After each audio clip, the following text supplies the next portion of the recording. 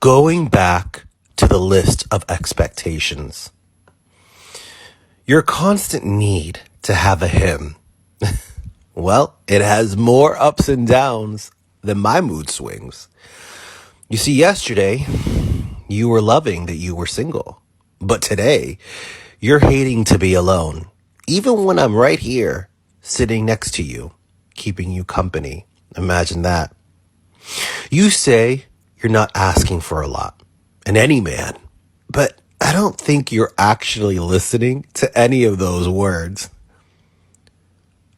I don't want to have the awkward conversation. Oh God, not like the last time. A drunken confrontation with the ex again. Thank God he's nowhere in sight. I was just hoping to have a drink and call a night. But I see that this is going to be more time consuming than I thought. But I guess these are duties of a good friend. And now I hear the list of expectations. Here we go. Why is it so hard? I want a guy that's sweet. Yeah, that's true. But you also want one that has a handsome face. Yeah. I want a guy that is willing to listen to me.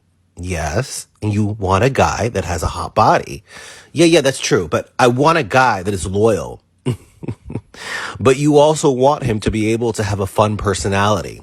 I want him to be good with my family.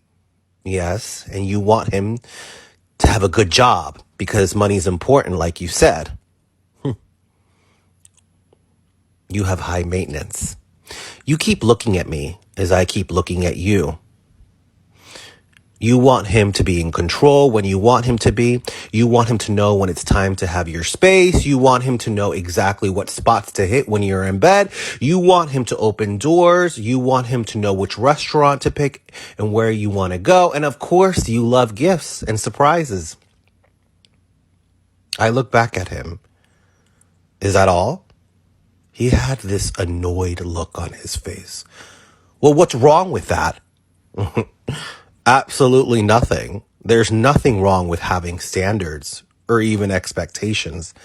But here's a realistic side note.